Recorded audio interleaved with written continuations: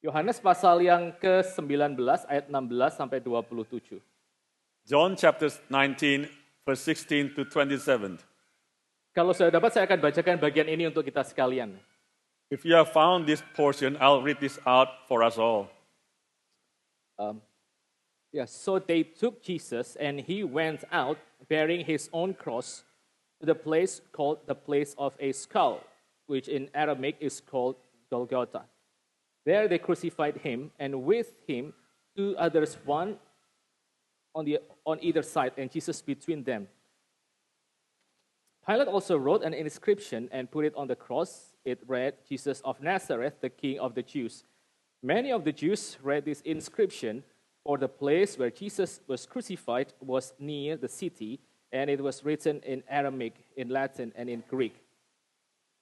So the chief priests of the Jews said to Pilate, "Do not write the King of the Jews, but rather this man said, 'I am the King of the Jews.'" Pilate answered, "What I have written, I have written." When the soldiers had crucified Jesus, they took his garments and divided them into 4 parts, 1 part for each soldier, also his tunic. But the tunic was seamless, woven in one piece from top to bottom. So they said to one another, "Let us not tear it, but cast lots for it to see whose it shall be." This was to fulfill the scriptures which says, "They divided my garments among them, and for my clothing they cast lots." So the soldiers did these things. But standing by the cross of Jesus were his mother and his mother's sister, Mary, the wife of Clopas, and Mary Magdalene. When Jesus saw his mother and the disciple whom he loved standing nearby, he said to his mother, "Woman, behold your son." And he said to the disciples, "Behold your mother." And from that hour, the disciples took her to his own home. Demikian firman Tuhan. This is the word of the Lord. Mari kita sama-sama tunduk kepala kita masuk dalam doa. Let us bow down our head and we pray. Father, thank you for your grace that you have given us the privilege to worship you together as a family in Christ. We ask you that you will speak to us one more time. Just like you created Adam and Eve and you spoke to them, we long to see our life also filled with your word and your presence. Thank you, Father. Please hear our prayer. In Jesus' name, we ask. Amen. Saudara, persepsi yang buruk tentang satu hal itu merupakan sesuatu yang sangat sulit untuk diubah. Brothers and sisters, a bad perception of one thing is something that's very difficult to change. Kalau saudara misalnya ada satu bitterness kepada orang lain, persepsi bahwa orang ini adalah orang yang menyakiti saya, itu akan sangat-sangat sulit untuk akhirnya bisa dibuka. For example, if you have a bitterness towards a person, so that perception of this person being somebody who causes me pain is very difficult to change. Apalagi kalau persepsi yang buruk itu terhubung dengan sesuatu yang kita anggap sebagai satu hal yang horor gitu ya. Satu horor yang dan juga penuh dengan tragedi. Let alone if this bad perception is related to something that is of horror to us or related to a tragedy. Saya ambil contoh misalnya di Indonesia. I'll take an example, for example, this thing in Indonesia. Di Indonesia itu kalau misalnya ada satu rumah, lalu di dalam rumah itu pernah ada kejadian pembunuhan. In Indonesia, if there's a house where in the past there's been a murder occurring in this house, atau orang bunuh diri aja di rumah itu, or someone committing suicide in that house, maka kita semua tahu akan sangat sulit untuk menjual rumah itu. So we know it will be very difficult to sell that house. Mau diapain pun sulit. No matter what you do, it's going to be difficult. Orang yang tahu sejarah rumah itu nggak peduli berapa bagus ya, tapi kalau mereka tahu di dalam pernah ada orang yang bunuh diri atau dibunuh, someone who knew the history of this house, no matter how beautiful this house is, if that person knew that someone was murdered in that house, itu akan sangat-sangat sulit untuk mereka mau beli rumah itu. It would be very difficult for them to buy that house. Bahkan ketika misalnya rumah itu akhirnya karena saking sulitnya untuk dijual atau dibeli oleh orang lain, and even if because that house would be so difficult to be bought or be sold by somebody, Kadang-kadang orang pikir ya sudah kita hancurkan seluruh rumah ini lalu kemudian kita bangun lagi. They might even think that let's just demolish the whole house and then rebuild a new one. Tapi bahkan sampai di dalam poin itu pun belum tentu orang itu tetap mau beli rumah tersebut. But even up to that point, there is no guarantee that someone will buy that house. Ya rumah ini meskipun baru tapi dulu pemiliknya pernah dibunuh atau misalnya pernah bunuh diri, anaknya misalnya itu. No, even though this house is brand new, but the previous owner had committed suicide or his son committed suicide. Ya, biasanya kita kalau di Indonesia ya, saya kurang tahu kalau di New Zealand, kita kalau di Indonesia biasa dengar cerita-cerita seperti ini, itu mengenai rumah Belanda yang tua. I don't know about here, but in Indonesia, we heard this sort of stories in the old Dutch house. Ya, kadang-kadang katanya orang cerita, kalau malam-malam ada noni-noni Belanda pakai dasar putih lewat gitu kan. Karena dia pernah bunuh diri misalnya. People will tell stories like at night there would be young ladies in white gown and walking around because there were somebody who died there. Sulit saudara, sulit kalau misalnya satu rumah atau satu barang itu sudah penuh dengan cerita berdarah seperti itu. So it will be very difficult if there is a house or an item where there was blood has been poured on it. Nah herannya kalau saudara melihat kekristenan, maka di dalam simbol kekristenan itu adalah exactly barang yang horor dan penuh dengan tragedi itu. But interestingly, if you look at the item of Christianity, there's this one item that is full of blood and horror. Di dalam kehidupan orang-orang Romawi, bahkan di dalam kehidupan orang-orang di abad-abad pertama hari itu. In the lives of the Romans people, or people who were living in the first century, maka yang namanya salib itu alat teror, alat teror. The cross was an instrument of terror. Salib itu memang dipakai untuk menakut-nakuti orang dan mempertontonkan secara publik tentang susahnya dan kasihannya orang yang dihukum seperti itu. The cross was an instrument that was used to display publicly this torture, how horrific the person who died on the cross. Kalau saudara melihat atau membaca kisah tentang orang-orang yang disalibkan, maka saudara harus membayangkan itu kejadian yang begitu kejam dan juga sangat-sangat jorok. So if you read the stories of people who were crucified, these were very horrific events and very cruel. Ya saya nggak akan bicara tentang luka-luka dan seterusnya ya. Saudara bisa misalnya nonton sendiri The Passion of the Christ misalnya. Lukanya sedemikian mengerikan. I'm not gonna talk about the wounds again. You can see for yourself from the movie of, for example, The Passion of the Christ. Tapi minggu ini saya baca satu artikel tentang kisah orang-orang yang disalibkan. Katanya kepada waktu orang-orang yang disalibkan itu sudah sedemikian susah dengan penuh luka dan seterusnya, maka kadang-kadang mereka kehilangan kontrol atas tubuh mereka sendiri, atas kerja usus dan seterusnya. I read the stories about the crucifixion. It is said that people who then was being crucified, they could suffer such a high degree of pain that at one point they could lose control of the organs that are in the body. Jadi di dalam momen-momen penyesahan maupun penyaliban tersebut itu orang bisa tanpa sadar ya mereka bisa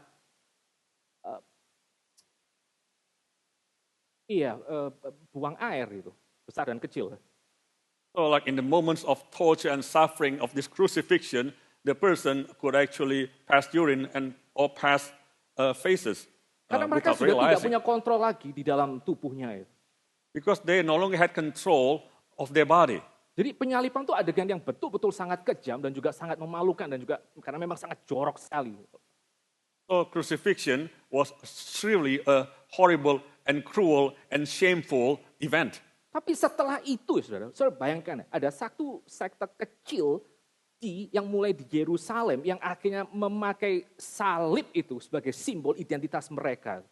But imagine that afterwards there was a small sect in Jerusalem who used this cross as a symbol of their group. Mendadak yang namanya salib itu punya makna yang baru. Suddenly the cross had a new meaning. Dan pelan-pelan yang namanya salib, makna baru salib tersebut itu menutupi seluruh image tentang teror dan kejorokan dan bahkan Paulus di abad pertama yang mengatakan kalau aku mau sombong, aku akan sombong karena salib itu. So suddenly then the cross the image of the cross has been turned around from the horrible, horrific, and shameful symbol to something that is different completely, to the point that Paul was saying that I am not ashamed of the cross. Like if I want to, may I never boast in anything less except in the cross of Jesus Christ, kata Paulus. Nah, kita akan sama-sama melihat hari ini di dalam adegan pasal 19 ayat 16 sampai ke 27. No, today we'll take a look at the event that's happening in the John 19 verse 16 to 27. Apa yang terjadi di dalam kayu salib sehingga akhirnya salib itu boleh mengalami perubahan makna. Salib itu ditransformasi sedemikian rupa. What happened on that cross so that the meaning of the cross was transformed in such a way. Nah, kita akan coba lihat ini di dalam beberapa bagian. Kita masuk ke dalam bagian pertama. Apa yang dikatakan oleh firman Tuhan di sini? Let's take a look at this in several parts. Let's take a look what the portion of scripture says about this. Mari kita perhatikan ayat 16 sampai ayat yang ke-22. Let's take a look at verse 16 to 22. Nah, intinya saudara di sana dikatakan bahwa Pilatus itu akhirnya menyalibkan Yesus Kristus dan dia menggunakan dia memasang satu tulisan ya, satu titulus yang berjudul Yesus Kristus dari Nazaret, itulah raja orang Yahudi. So this Pilate then when he crucified Jesus, he put up this inscription that says that Jesus is the King of the Jews. Nah, saya tidak akan bisa masuk ke dalam satu-satu ayatnya, tapi saya cukup tangkap aja bahwa di dalam ayat ke-16 sampai ayat ke-22 itu salib itu, salib Romawi itu memproklamasikan Yesus Kristus itu sebagai raja. I will not go into details, but you can read yourself. But from verse 16 to 22, this cross actually proclaimed that Jesus as the King. Pada waktu Yesus Kristus itu ditempatkan di tengah-tengah dengan dua orang kriminal di kiri dan kanannya. When Jesus was placed in the midst of two criminals to the left and to his right, itu menunjukkan bahwa ini adalah orang yang paling penting. Orang yang di tengah itu adalah orang yang dianggap lebih superior dari dua orang di kiri dan di kanannya. So the person in the middle indicated that he was more prominent than the two others on the left and on the side. Dan pada waktu Pilatus dia menyalibkan Yesus Kristus, maka dia sekali lagi ya membuat satu tulisan yang berjudul Jesus of Nazareth, the King of the Jews di dalam 3 bahasa. So when Pilate crucified Jesus, he made an inscription in 3 languages. Yaitu bahasa Aram, lalu bahasa Latin dan juga bahasa Greek. Which was in Aramaic, Latin, and Greek. Nah, saudara, kalau saudara memperhatikan 3 bahasa tersebut di dalam dunia kuno, if you pay attention to these 3 languages in the olden world, maka 3 bahasa tersebut adalah 3 bahasa yang mewakili komunitas yang berbeda, 3 komunitas yang berbeda. So these 3 languages represented the 3 different communities. Bahasa Aram itu adalah satu bahasa yang digunakan oleh komunitas Yahudi di Palestina.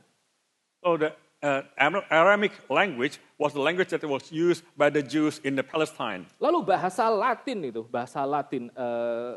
itu merupakan satu bahasa yang merupakan bahasa official di dalam politik Romawi.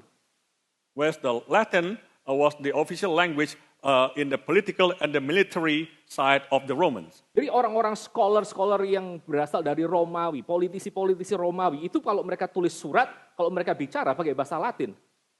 So the scholars and politicians of Romans, when they communicate with each other, they use Latin. Lalu bahasa Greek itu, bahasa Yunani, koine, itu adalah satu lingua franca. Itu adalah bahasa yang digunakan dan dimengerti oleh semua orang di dalam Mediterranean. Whereas the Greek language was lingua franca, was the common language that was used in the people in the Mediterranean area. Pada waktu orang-orang Yahudi melihat hal tersebut, mereka melihat Yesus Kristus itu diproklamasikan sebagai raja oleh Pontius Pilatus dan diletakkan di tengah-tengah, mereka protes. So when the Jews saw that Jesus Christ was placed in the middle by the Pontius Pilate, mereka mengatakan jangan tulis seperti ini. They said that do not write like this. Tapi Pilatus mengatakan apa yang aku tulis itu yang akan tetap aku pertahankan. But Pilate said, what I have written, I have written. Kenapa saudara? Kenapa orang Yahudi itu protes? Why did the Jews protest? Karena mereka tahu satu hal. Yang namanya seorang raja itu akan menentukan nasib dari seluruh bangsa itu. Jadi pada waktu Yesus Kristus dinyatakan sebagai raja dan dia disalibkan, gitu, itu menandakan bahwa seluruh orang-orang Yahudi itu nasibnya tidak akan jauh dari apa yang dialami oleh Yesus Kristus. Because the Jews knew that the king would determine the fate of the whole nations. So when it is written in the inscription that Jesus, the kings of the Jews, then they knew that their fate would be like that as well. Tetapi Pak Pilatus mengatakan, apa yang aku sudah tuliskan, aku tidak akan ubah. But Pilate said, what I have written, I will not change it. Dan dia tetap menyatakan Yesus Kristus sebagai raja untuk 3 komunitas itu. And Pilate still adamantly then stated that he has stated that Jesus is the king for these 3 communities. Saudara, tanpa Pak Pilatus ketahui ya, dia adalah orang yang akhirnya sekali lagi dipakai oleh Yesus Kristus sang raja itu untuk mendeklarasikan identitasnya yang sesungguhnya. So without realizing, then Pilate was someone who has been used by Jesus to declare Jesus' true identity. Dengan kata lain, Pilatus tanpa dia ketahui, dia sedang menjadi misionari yang cross-cultural. So Pilate, without him realizing it, he has become the cross-cultural missionary. Pada waktu Yesus Kristus itu dikatakan dia harus memanggul satu bagian dari salib itu. It is said when Jesus had to bear a portion of that cross, Itu merupakan bagian yang horizontal kalau saudara melihat simbol salib. that was the horizontal part if you see the symbol of the cross. Nah, biasanya orang yang disalibkan mereka harus pikul bagian horizontal itu ya, patibulum itu. Usually, someone who is being crucified, then they would need to bear that horizontal part of that patibulum. Dan bagian yang horizontal atau patibulum itu beratnya kira-kira 45 kg. And the weight of that horizontal part, that patibulum, is around 45 kgs. Nah, pada waktu dia harus pikul 45 kg di atas pundaknya, dia harus akhirnya berjalan di dalam rute yang cukup jauh untuk sampai ke dalam tempat eksekusinya. So with bearing 45 kgs on their back, they have to walk through a long route in order to get to the crucifixion place. Nah, kenapa orang ini harus berjalan dengan kadang-kadang agak sedikit memutar untuk sampai ke dalam tempat eksekusinya? Why do these people need to take the long route? Sometimes they have to go around in order to get to this execution place. Karena orang lain di kota Yerusalem itu mereka harus tahu siapa orang ini dan kenapa dihukum. Because everyone in Jerusalem needs to know as to who this person is and why he must be punished. Lalu sambil ada orang lain di depannya itu bawa tuduhan itu ya, tuduhan kenapa dia dihukum itu. Dan di dalam kasus Yesus Kristus berarti ada serdadu yang berjalan di depannya dan bawa plakat itu yang mengatakan Yesus Kristus dari Nazaret adalah raja orang Yahudi. And at the same time there will be people in front of that executed person carrying a placard and saying as to the reason why this person is being executed. And then for Jesus it will say, Jesus the King of the Jews. Saudara, tanpa sadar Pilatus itu menyatakan Yesus Kristus sebagai raja dengan apa yang dia putuskan atas Yesus Kristus. So without realizing it, actually Pilate declared that Jesus is the king. Sama seperti seorang raja yang baru saja menang perang pada waktu dia masuk ke dalam kota ibu kotanya, maka dia harus keliling dan mempertontonkan kemenangannya. Just like the victorious king, when he entered into the city that he has conquered, then he has to go through the city to proclaim his victory. Lalu kemudian duduk di atas tahta dan dirayakan oleh seluruh rakyatnya. And then he will sit on his throne and being celebrated by all his people. Maka hari itu di Yerusalem, Yesus Kristus itu masuk. Dan dia dinyatakan sebagai raja pada waktu dia keliling di kota itu dan dia dudukkan di atas tahta yaitu salibnya sendiri. So on that day, Jesus Christ entered into the city and he went around carrying his cross and proclaiming that he is the king and he sits on his throne which was the cross. Nah, pada waktu Yesus Kristus dia duduk sebagai raja di atas kayu salib ya saudara, maka apa yang dikatakan oleh Yesus Kristus kepada Pilatus, kerajaanku itu bukan dari dunia ini, itu menjadi kenyataan. When Jesus Christ sat on his throne, which was the cross, then he said to Pilate, my kingdom is not of this world. And that became reality. Karena dia bertahta bukan dengan cara seperti raja lain bertahta. Because he reigned just like any other king reigned.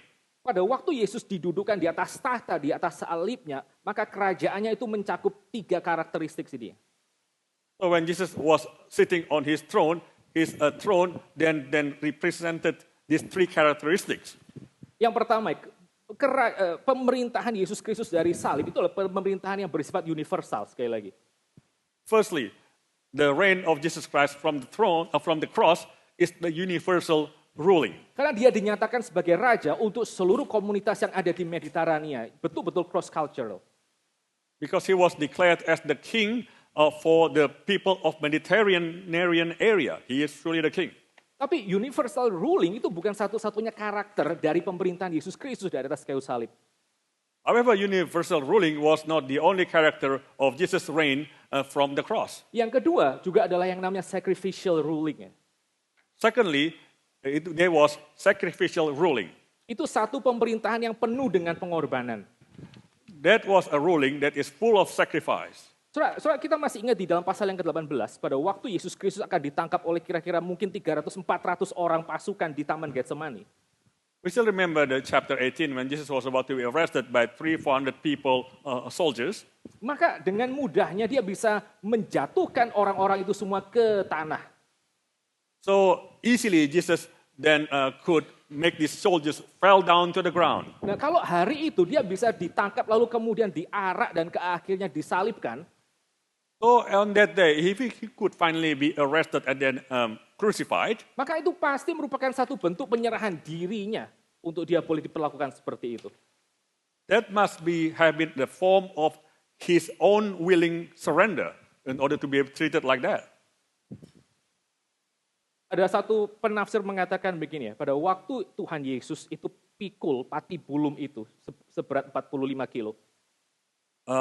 There was these scholars then said that Jesus was carrying this patibulum of 45 kgs. Maka gambaran Yesus Kristus yang memikul bagian kayu tersebut ya, saudara, itu kayak semacam pemenuhan dari apa yang pernah terjadi kepada Ishak di Gunung Moria. So the depiction of Jesus carrying this patibulum, this horizontal part, was like what happened to Isaac in the Mount of Moriah. Isaac ketika dia naik ke Moria, dia bawa kayu tempat dia akan dikorbankan. So when Isaac went up the Mount of Moriah, he carried the wood that upon which he would be sacrificed. Itu yang dikatakan di dalam Kejadian pasal ke-22. That was written in Genesis 22. Dan sekali lagi, para scholar itu pada waktu lihat adegan Yesus Kristus digambarkan, dia pikul kayunya sendiri, ini merupakan sekali lagi pengulangan apa yang pernah terjadi dengan Isaac. Oh, again, the scholar said, when Jesus carried this patibulum of 45 kg, this was like the repetition of what happened to Isaac. Pemerintahan Yesus Kristus dari atas kayu salib itu bukan hanya sekedar universal, tapi juga penuh dengan pengorbanan, sacrificial. Dia menyerahkan dirinya sendiri. The ruling of Jesus Christ from the cross not only was it universal, but also sacrificial. He gave himself up. Tapi yang ketiga, pemerintahan Yesus Kristus dari atas kayu salib itu juga pemerintahan yang victorious, ya, penuh dengan kemenangan. But thirdly, the ruling of Jesus Christ from the cross was also a victorious ruling. Kalau saudara perhatikan di dalam ayat yang ke-17. If you pay attention to verse 17, di sana dikatakan bahwa Yesus Kristus itu memikul salibnya menuju ke satu tempat yang bernama the place of a skull, atau kalau I think Alkitab Indonesia bilang Bukit Tengkorak tuh. It was said that Jesus carried his cross to the place of the skull. Nah, kenapa bagian ini itu dicantumkan? Why was this part written? Di dalam kalangan Yahudi itu ada satu legend, satu urban legend. There is this urban legend among the Jews. Nah, mereka percaya, dan urban legend ini mulai sebelum zaman Tuhan sampai kemudian beberapa abad setelah Yesus Kristus melayani. They believe this urban legend started a few centuries before Jesus Christ and after Jesus Christ. Nah, urban legend itu mengatakan bahwa pada waktu Adam yang manusia pertama itu mati, maka dia dikuburkan di sana. Dan tengkoraknya itu ada di sana, di dalam bukit tersebut. So the legend said that when the first man Adam died, then his bones, his skulls were buried there. Nah, kita nggak tahu apakah itu benar atau tidak. We do not know whether that was true or not. Ya, saya juga tidak mengatakan bahwa Yohanes percaya bahwa tengkorak Adam itu ada di dalam bukit itu. Entah di mana lah. And I'm not saying that John believed that the Adam's skull was there in that hill. Tapi pada waktu Yohanes menuliskan bahwa Yesus Kristus itu dibawa kepada bukit tengkorak tersebut, But when John wrote that Jesus was carried to this place of the skull, maka kemungkinan besar orang-orang Yahudi itu membuat kaitan tersebut ya.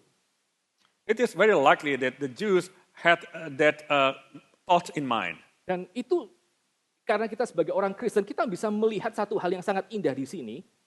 As Christian, we can see something beautiful here. Yang namanya kematian Yesus Kristus itu, Sang Adam kedua, yang kita sempat ngomong mungkin 1-2 minggu yang lalu. The death of Jesus Christ, the second Adam, which we talked about 2 weeks ago, Itu adalah kematian yang akhirnya membalikkan kematian Adam. is the death that actually refers the death of Adam. Adam mati karena dosa-dosanya. Dan sekarang the new Adam itu diberikan untuk merandu apa yang dikerjakan oleh Adam yang pertama. The first Adam died because of his sins. Now the second Adam is undoing what the first Adam did. Saya kutip apa yang ini ya, apa yang dikatakan Pak Tong itu di atas tentang kematian di atas Golgota. I'll quote what Pastor Tong said about the death on the hill of Golgotha. Paling tidak di atas Golgota itu ada 2 macam kematian. There are at least 2 kinds of deaths on the hill of Golgotha. Yang pertama adalah die from sin. Firstly is died from sin. Dan itu dialami oleh 2 orang penjahat tersebut di sisi kiri dan kanan Yesus Kristus. This was experienced by the criminals on the left and right side of Jesus. Tapi yang di tengah, Yesus Kristus pada waktu dia mati, itulah die for sin. But Jesus Christ, when he died, when he was in the middle, he died for sin. Yang 2 mati karena dosa, yang 1 di tengah itu adalah mati untuk dosa. The middle died for sin, and then the rest, the other 2, died because of sin. Oke, saudara. Salib itu di dalam seluruh paradoksnya, dia digunakan untuk mengangkat, untuk meletakkan Yesus Kristus sebagai raja di atas tahtanya. Once again, the cross in its paradox is meant to place Jesus in the middle on his throne. Saudara, kadang-kadang pada waktu kita ngajar anak sekolah minggu atau kadang-kadang kita bergumul dengan begitu banyak masalah kejahatan di dalam hidup kita atau di dalam dunia ini. Brothers, when we teach the Sunday school children, when we struggle with the sins in our lives or in our society, kadang-kadang kita bertanya, kenapa waktu Tuhan Yesus itu datang, dia tidak langsung bereskan semuanya? No, why don't we ask, no, when Jesus Christ came, why did not he just settle everything? Kenapa dia tidak datang langsung sebagai raja dan dia menghapuskan dan langsung melenyapkan dosa? Why didn't he just come as a king and then just wipe out all the sins? Kenapa perlu datang sekali lalu akhirnya disusul entah kapan dia akan datang lagi? Why did he have to come once and then he will come again? Karena ini salah satu penjelasannya, saudara. So this is one of the explanations. Karena kalau Yesus Kristus datang sebagai raja hanya 1 kali untuk melenyapkan dosa, Because if Jesus Christ only came once to wipe out sins, maka tidak ada satupun orang dari kita yang bisa selamat. then none of us will be saved. Karena yang namanya dosa itu sudah berakar betul-betul di dalam batin kita. Because sin is already very deeply rooted in our inner being. Kalau hari itu dia datang di dalam Natal, lalu bereskan semuanya, maka tidak ada satupun yang namanya image of God itu bisa bertahan. So if Jesus Christ came on Christmas Day and then wipe out all the sins, then there would not be this image of God that could last. Itulah kenapa dia mesti datang 2 kali dan dia bertahta, let's say 2 kali. That's why he has to come twice. He should be enthroned twice. Yang pertama dia datang dan dia bertata di atas kayu salib untuk memberikan pengampunan tersebut. The first Atas time dosa. he had to come and be enthroned on the cross over sins. Dia meletakkan dosa itu di atas dirinya. He placed the sins upon himself. Dia mati untuk dosa, die for sin di atas tahtanya. He died for sins on his throne. Nah, baru setelah itu beres, maka pada waktu dia datang kedua kalinya di atas tahta kemuliaannya, ada sebagian orang yang akhirnya itu diluputkan dari justice yang akan dia kerjakan. And then afterward, when he comes the second time, there will be some people who will be saved from the wrath, and when he would then bring them to glory. Itu bagian yang pertama ya saudara. Apa sih yang terjadi di atas kayu salib? kayu salib itu mendudukkan Yesus Kristus ada di atas tahtanya. So that is the first part, brothers.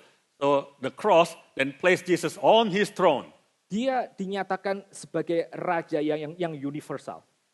He was declared as the universal king. Semua bahasa di sana itu menyatakan dia adalah raja, persis seperti yang akan terjadi di dalam kitab Wahyu. All the three languages they declared that he is the king, just like what the Revelation will say. Dan dia bertahta karena dia pernah disembelih, sama seperti apa yang dikatakan dalam kitab Wahyu. And he is on throne because he had been slain, just like what the Revelation says. Dan dia bertahta untuk undoing, untuk memutar balik apa yang Adam itu kerjakan. And he is enthroned because he undid what Adam did. Nah, bagian yang kedua, kalau kita perhatikan bersama-sama ayat yang ke-23 sampai ayat yang ke-24. So the third part, the second part, if you take a look at verse 23 to 24, maka di sini kita akan menemukan hal yang berikutnya yang dikerjakan oleh salib Yesus Kristus. then we'll find the next thing that this cross of Jesus Christ did. Yaitu salib Kristus itu merupakan jalan masuk untuk orang itu sampai ke dalam kerajaan Allah itu. Jalan masuk kepada kerajaan Allah. The cross of Christ is the entrance for people to the kingdom of God. Nah, kalau saudara perhatikan di sana ayat ke-23 sampai ayat ke-24, If you pay attention to verse 23 and 24, maka ada satu adegan di mana para serdadu yang sudah menyalibkan Yesus Kristus, mereka akhirnya membuang undi untuk pakaian-pakaiannya. there was a scene where when the soldiers had crucified Jesus, then they cast lots to divide Jesus' garments. Nah, beberapa pakaian dari Tuhan Yesus itu dibagi, lalu mereka buang undi dan mereka bagi antara mereka berempat itu. They cast lots for Jesus' clothing. Nah, kemungkinan besar yang dibagi itu adalah ini ya, penutup kepalanya Tuhan Yesus, lalu juga sabuknya, sandalnya, serta jubah yang di luar. So most likely what they were casting lots for were Jesus' head covering, maybe belt, and then this outer garment. Tetapi jubah yang di dalam yang disebut sebagai tunik itu mereka tidak bagi-bagi. However, this inner garment, which is called tunic, they did not split. Jadi pada waktu mereka sudah lepaskan jubah yang di luar, lalu penutup kepala dan seterusnya, mereka terakhir menelanjangi Tuhan Yesus, maka kain atau baju yang paling dekat yang melekat dengan kulitnya, itu akhirnya mereka undi dan akhirnya satu orang dapat utuh. So after they took off Jesus' head covering, belt, and outer garment, and so forth, then they finally got into the most inner part of Jesus' clothing, which was the tunic. For this, they did not split. Lalu herannya, saudara, Yohanes itu mengatakan bahwa apa yang mereka kerjakan pada waktu mereka buang undi untuk sebagian pakaian, lalu mereka biarkan yang satu ini utuh, itu menggenapi apa yang ditulis dalam Mazmur pasal yang ke-22. So interestingly, when they did this, they cast lots for the outer garments, but not for the tunic. This actually fulfilled what was said in the Old Testament. Ya, di dalam pasal ke-22 dari kitab Mazmur, maka itu merupakan pengalaman atau doa Daud yang dia tujukan kepada Tuhan. So in Psalm 22, this was the prayer of David that he prayed to God. Nah, masalahnya saudara, kalau saudara memperhatikan pasal yang ke-22, Mazmur pasal ke-22 tersebut, saudara tidak menemukan bahwa hal-hal yang ditulis di dalam Mazmur pasal ke-22 itu pernah dialami oleh Daud. So if you pay attention, what the things that are written in Psalm 22 were not the things that were experienced by David. Daud misalnya, dia tidak pernah mengalami yang namanya kehausan sampai kemudian dia hampir mati. For example, David never experienced thirst to the point of dying. Daud, dia juga tidak pernah misalnya ditelanjangi habis-habisan oleh musuh-musuhnya. David also never stripped naked by his enemies. Daud, dia juga tidak pernah mengalami yang namanya tangan dan juga kakinya itu ditikam oleh paku. David never experienced his hands and feet pierced by the nails. Daud tidak pernah di dalam satu kondisi di mana dia hampir mati, sampai akhirnya yang dia bisa kerjakan cuma melihat orang itu bagi-bagi pakaiannya sementara dia ditelanjangi. Itu tidak pernah terjadi di dalam hidup Daud. David never got to the point of death and then witnessing his garments, inner garment being shed and by these people. Sehingga apa yang dituliskan oleh Daud itu akhirnya kita baru mengerti bahwa itu akhirnya digenapi oleh Yesus Kristus. So we can understand now that what was written by David was actually fulfilled by Jesus Christ. Daud itu kira-kira hidup 1000 tahun sebelum Yesus Kristus. David lived around about 1,000 years before Jesus. Dan 1000 tahun setelah Daud tulis Mazmur ini, maka ada anak Daud yang pakaiannya dibuka dan sebagian pakaiannya itu akhirnya dibagi-bagi, sebagian lagi dibiarkan utuh. So 1,000 years afterwards, there was the son of David whose outer garments they cast lot for, and the inner garment they did not. Dan itu sekali lagi ya saudara, menunjukkan bahwa salib itu, apa yang terjadi di salib, itu membuka jalan untuk orang boleh masuk ke dalam kerajaan Tuhan. So this once again, this shows us that the cross is the way of entrance into the kingdom of God. Kenapa demikian? Why is that? Ada dua penjelasan untuk bagian ini ya. There are two explanations for this part. Apa yang terjadi dengan Yesus Kristus pada waktu dia dibuka dan ditelanjangi itu? What happened to Jesus Christ when he was stripped naked? Itu merupakan gambaran dari apa yang terjadi dengan Adam di dalam Taman Getsemani, Taman Eden. This was an imagery as to what happened to Adam in the Garden of Eden. Untuk membiarkan Adam itu selamat dari murka Allah, maka harus ada binatang yang ditelanjangi, yang kulitnya itu diambil dan dipakaikan kepada Adam. In order for Adam to be saved from the wrath of God, there must be an animal who must be stripped naked and then whose skin was placed upon Adam. Dan binatang itu akhirnya dibunuh setelah kulitnya itu diambil.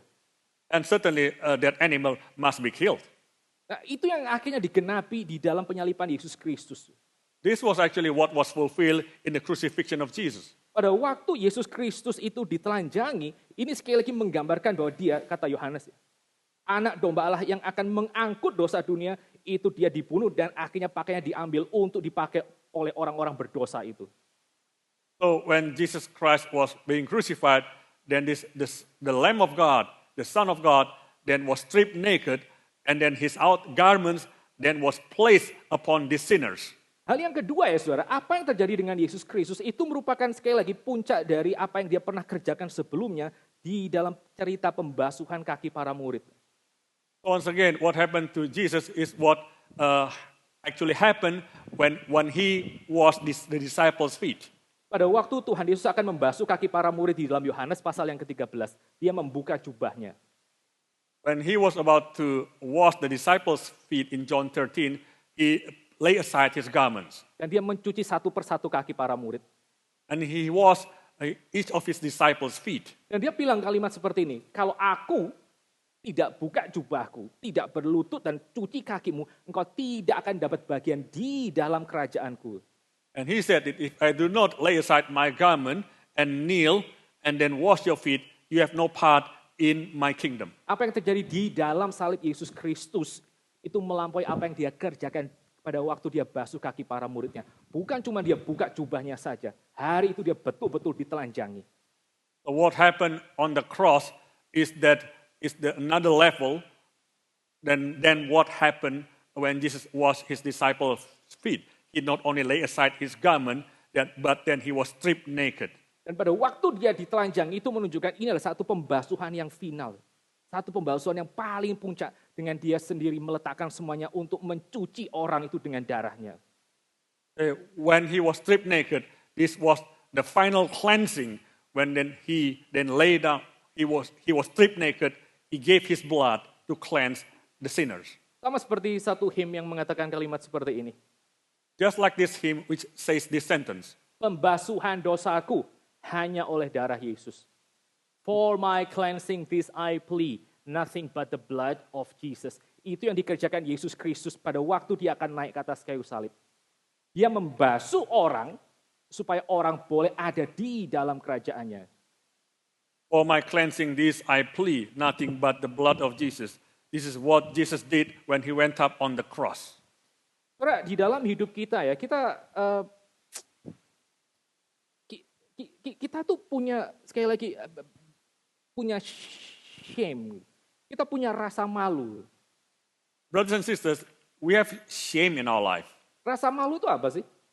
What is that feeling of shame? Rasa malu itu bukan hanya sekedar sungkan, lalu kalau orang dari daerah saya tuh Jawa, kalau misalnya mau lewat depan orang yang dianggap lebih tinggi status sosialnya. Feeling shame is not just feeling just reluctant, or just feeling respectful. Like you want to, in my culture, if you want to pass by someone who is more honorable or you respect, Maka orang kalau di dalam budaya saya itu kemudian harus menundukkan diri itu. Risi menunduk gitu. Seakan-akan setelah dia menunduk dia jadi nggak kelihatan. so in my culture, this person, who is younger or who respect the other person, then he would kind of like bow himself a little bit to pass by, as if, so that he won't be seen. Shame itu bukan hanya sekedar sungkan yang seperti itu, Shame is not this kind of respect. tapi shame itu sesuatu yang jauh lebih dalam ya. Perasaan malu itu sesuatu yang jauh lebih dalam daripada sekedar sopan santun di luar. Shame is far deeper than just this outer good manner. Shame itu berarti ada satu perasaan bahwa kita ini tidak cukup. Bahwa kita tuh tidak bisa diterima sebelum akhirnya kita mencapai sesuatu. Itu shame. Shame is a feeling of being unworthy or being not sufficient to be accepted. Dan kita kalau tidak hati-hati kita bisa menggunakan segala sesuatu untuk membuat diri kita tuh merasa cukup. Untuk bahasa psikologinya itu untuk menopang self esteem kita tuh. If we are not careful, we can use anything in order to feel sufficient, in order to support our self-esteem. Itu shame.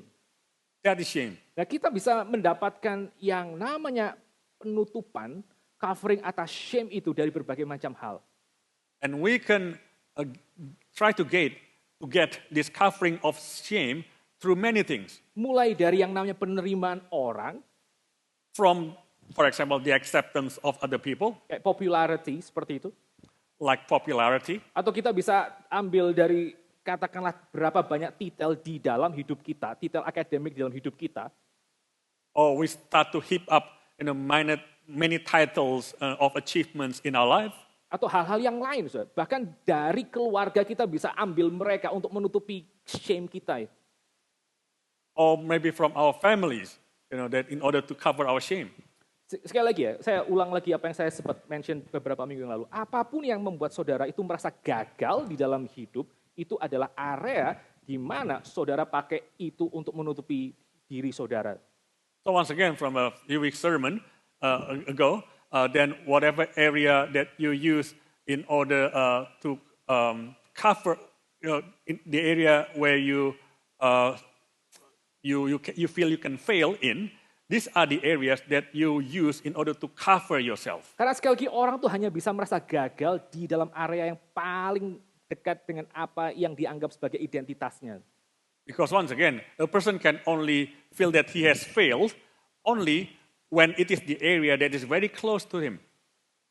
Waktu sidang sinode di Jakarta pada bulan Desember yang kemarin, In the last synod meeting last December, ada satu orang gembala sidang dari RII yang datang kepada saya pada waktu break. there is this shepherd pastor from another branch of IREC. Lalu dia tuh dengan came to maksud, me. lalu dengan maksud baik ya, dia tuh akhirnya ngajak ngomong saya pribadi berdua. With good intention, then he asked to speak with me privately. Dan dia mengatakan kalimat seperti ini tuh dengan penuh semangat dan penuh kayak mukanya penuh dengan cinta kasih.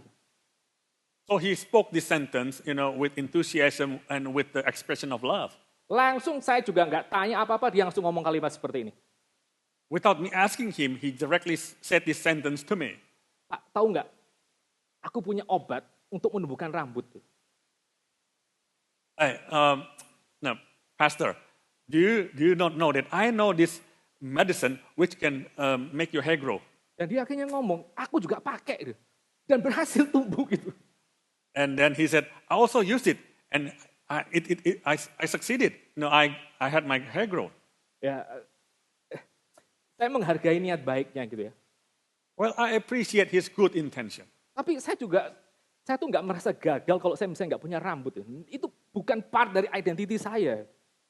However, then I do not feel that I fail if I do not grow hair. No, that's not part of my identity. Ini satu hal yang saya nggak perlu untuk cover misalnya dengan pergi ke Turki lalu akhirnya habiskan uang ribuan dolar dan tanam satu persatu rambut itu. Satu helai rambut ditanam di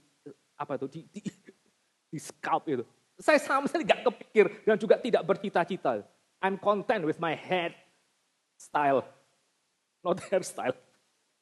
No, it never came crossed my mind to, for example, go to Turkey and then get this method in order to grow hair. This thing just never came crossed my mind. It's not something that I'm concerned with. Karena itu bukan bagian dari identitas saya, saudara. Saya rasa saya nggak gagal. Saya tidak perlu covering at all. Because this situation is not part of my identity. I do not feel that I fail at all. Nah, identity saya misalnya ya, yang ya kita semua mungkin bisa mengerti bagian ini. My identity, and I think all of us can understand this part. Itu misalnya kalau anak pulang lalu dia bilang my grade in math atau in English cuma segini. Nah, itu mulai kerasa itu. Kok saya fail ya sebagai orang tua misalnya. If my son or daughter come home and then say that, I fail in my math, so badly, and this is when I start feeling that I have failed as a parent. Atau bagian yang lain lagi misalnya kayak jurnal yang saya tulis tidak dimuat di dalam artikel yang saya tulis tidak bisa dimuat di dalam jurnal internasional misalnya. Itu saya mungkin bisa merasa fail karena itu penting buat identitas saya. Or maybe perhaps if the article that I wrote was not included in the international journal publication, this is probably something that I feel I have failed because this is important to me. Nah, seluruh fail itu menceritakan tentang shame kita ada di situ. Rasa malu kita tuh ada di situ. All these failures reveal where our shames are. Ya, sampai kita mengerti bahwa hal yang paling stabil dan yang paling indah dan yang paling kekal untuk menyelesaikan masalah rasa malu dan tidak cukup itu ada di dalam pengorbanan Yesus Kristus. Until we realize that the most stable thing that can overcome this feeling of shame and unworthiness is only in Jesus Christ. Maka seumur hidup kita akan ada di dalam perasaan takut itu. Unless we have understood this, then we will be in fear all the days of our life. Nah, saya tidak bilang kalau kita akhirnya gagal di dalam bidang-bidang yang dipercayakan kepada Tuhan, maka kita harusnya jadi stoik, tidak peduli sama sekali. Bukan itu poinnya. I'm not saying that if we fail in the areas that God has entrusted us with, then we become, indifference, we become like a stoic. I'm not saying about that. Tapi kita perlu belajar bahwa even ketika kita sudah berusaha sebisa mungkin dan itu akhirnya misalnya tidak mencapai hasil yang kita harapkan. What I'm saying is that if we have tried our best and still haven't achieved the result that we expect, perasaan bahwa saya ini cukup dan saya sudah diterima dan saya berharga. Ini akan harusnya tetap ada kalau kita adalah orang Kristen karena kita tahu kita sudah di-cover oleh darah Yesus Kristus. The feeling that I have done enough, that it is sufficient for me, that I have been accepted. This feeling should be in us, and if we know that we have been accepted by Jesus Christ. Karena itu yang dia kerjakan di atas kayu salib. Pada waktu dia ditelanjangi, dia sedang menutup ketelanjangan orang lain. Pada waktu dia ditelanjangi, dia mempersiapkan diri untuk membasuh orang lain. So this is what happened on the cross when Jesus was stripped naked.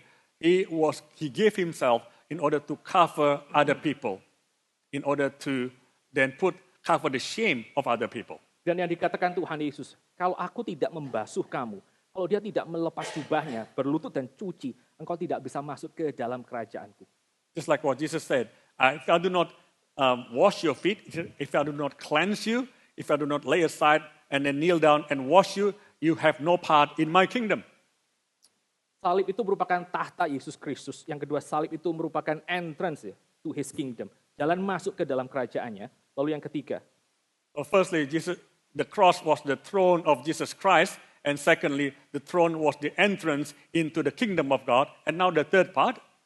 Yang namanya salib itu merupakan satu pembentukan dari komunitas kerajaan. The cross is also the making of a new community of the kingdom. The community of the kingdom itu yang dikerjakan oleh salib Yesus Kristus. Mari kita perhatikan ayat yang ke-25 sampai 27. Let's take a look at verses 25 to 27. Intinya saudara, pada waktu Yesus Kristus itu disalibkan, dia lihat orang-orang di bawah kayu salibnya. Well, the essence is that when Jesus was crucified, he saw the people under the cross around him. Lalu ayat yang ke-26 ya, dia mengatakan kalimat kepada dua orang ini, kepada Yohanes dan juga kepada Maria ibunya. And on verse 26, he said this sentence to his mother and to his disciple John. Kepada Maria dia mengatakan, wanita lihatlah anakmu, dan kepada Yohanes most likely ya, dia mengatakan inilah ibumu. And to his mother he said, woman, behold your son. And to John, likely he said, behold your mother. Saudara, ngomongin soal burnout ya saudara, ngomongin soal hidup kita yang waktu pelayan atau hidup sehari-hari kita bisa mengalami burnout. Talking about burnout, in my ministry and in my daily life. Kalau saudara pernah mengalami burnout, maka saudara nggak akan ada satu keinginan untuk saudara care kepada orang lain lah. Just stop caring. Aku aja nggak cukup, apalagi ngomong orang lain. If you are burnt out, you stop caring for other people because you are yourself not enough. How could you care for other people? Nah, keindahan di dalam salib ya, pada waktu even Yesus Kristus itu dibuat burnout. Ya. Sampai terakhir dia teriak, Allahku, Allahku, mengapa engkau meninggalkan aku? The beauty is this, on the cross, although Jesus Christ was burned out at that time, when he said, my God, why have you forsaken me? Ya, di dalam bagian ini dia masih ada kekuatan untuk memperhatikan orang lain. And yet still in this part, he still had the ability to care for other people. Dia memberikan Maria untuk akhirnya diasuh dan dilindungi oleh Yohanes. He gave Maria to be looked after and taken care of by John.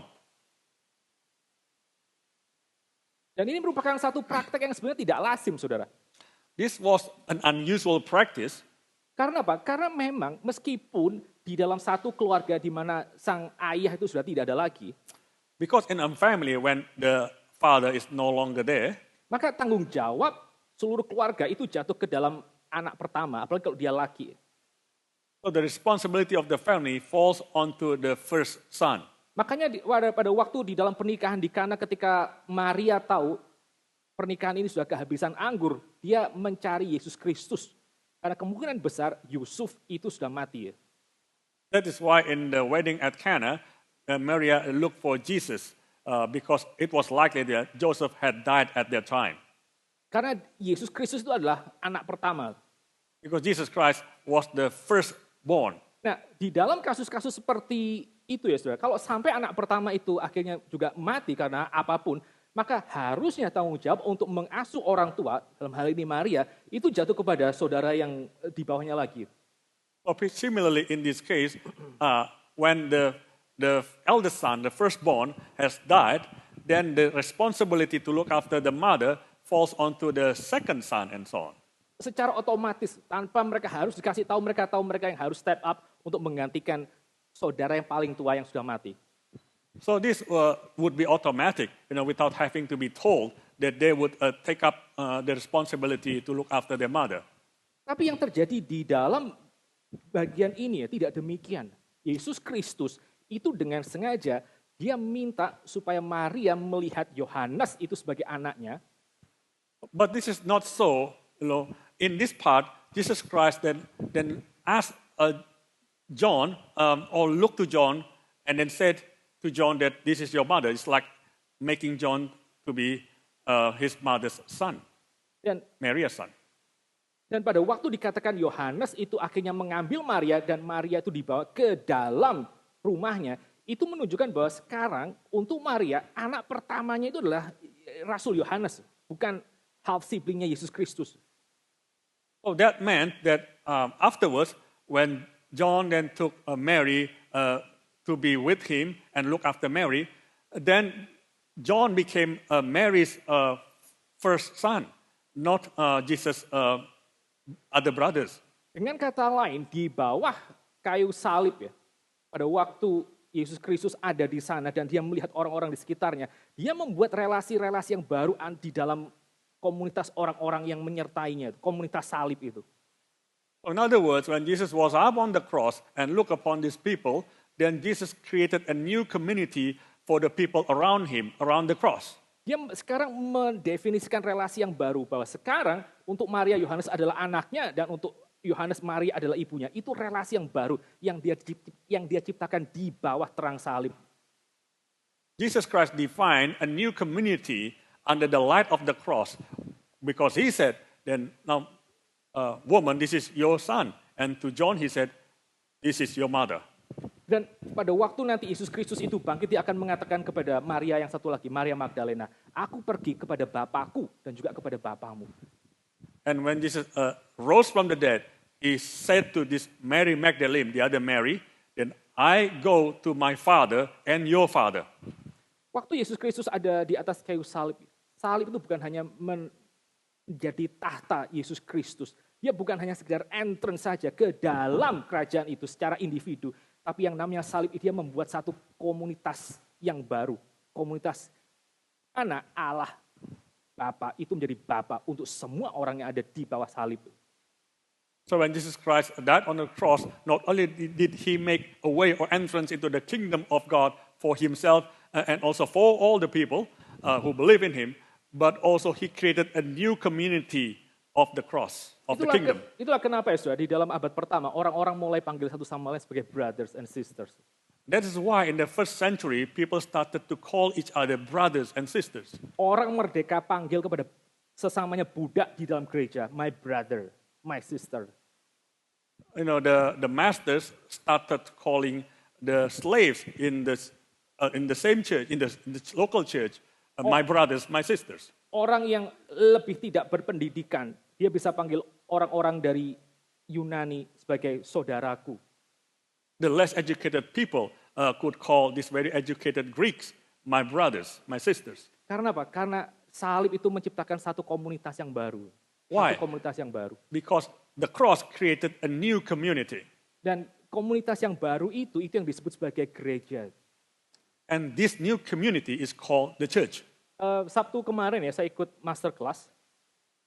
Last Saturday, I joined in master class. Lalu di dalam sharing firman Tuhan itu ada satu renungan yang sangat menyentuh hati saya. In the sharing of the word of God, there was something that really touched my heart. Saudara lihat logo Gary yang di layar. You look at the this logo on the screen. Itu ada jendela gotik gitu kan, mengelambangkan gereja. There's this Gothic glass that represents the church, right? Lalu di bawah jendela gotik yang melambangkan gereja itu ada logos ya, ada firman Allah. And on the base of that Gothic structure that represent the church, there is the word of God, right? Dan logos itu melampaui gereja, melampaui gereja. This logos, this word of God, is beyond the church. Menunjukkan bahwa yang namanya firman itu bukan hanya dibatasi oleh gedung gereja, tapi melampaui komunitas orang percaya. Firman itu punya manfaatnya, firman itu punya kuasanya, firman itu punya insight-nya untuk mengubah bahkan orang-orang di luar gereja sekalipun. So this means that this word has the power to change people not only in the church but also outside of the church. This word goes beyond, over and above the church. Dan di tengah-tengah gereja itu ada salib. Dan salibnya, kalau saya perhatikan bagian yang vertikal dan bagian yang horizontal itu sekali lagi melampaui jendela gotik gereja. If you notice that in this church symbol, this Gothic church symbol, there's in the middle of it there's a cross, and the ends of the cross goes beyond this Gothic church symbol. Menunjukkan bahwa yang namanya salib itu bukan untuk kalangan sendiri, bukan hanya untuk disimpan dan tidak pernah keluar dari gereja. Which means that this cross is not for internal only, but also for external, to go out of the church and reach out to the lost. Tapi kita juga tidak bisa jatuh ke dalam ekstrim yang sebaliknya. Kita cuma lihat apa yang kita bisa kerjakan untuk orang-orang di luar, tapi kita kehilangan kesempatan untuk kita berelasi sebagai brother and sister di dalam gereja itu. But on the other hand, we cannot fall into the other extremes where we focus on the outside people outside of the church, but then we do not focus on the relationship within the church. Saya sekali lagi menjelang akhir tahun kemarin dan juga menjelang ya awal tahun ini, Bapak Ibu dan Saudara sekalian. So once again, towards the end of last year and so the beginning of this year, Saya ketemu dengan berbagai macam hal yang membuat saya tuh berpikir tentang pelayanan saya selama ini di dalam gereja. I encountered a few things that made me think about my ministry in this church so far.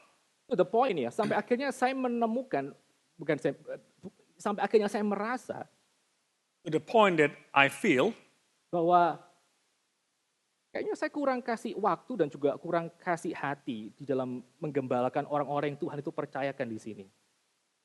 I lack in giving my time and attention to the people that I serve here. God has entrusted to me. Kita bisa kumpul setiap hari Minggu seperti ini. We can gather together every Sunday like this. Tapi pertanyaannya adalah, apakah kita itu bisa melihat satu sama lain sebagai our brother and sisters, ibu dan juga anak kita di dalam Kristus? But the question is, can we see each other as brothers and sisters, mothers and fathers in Christ?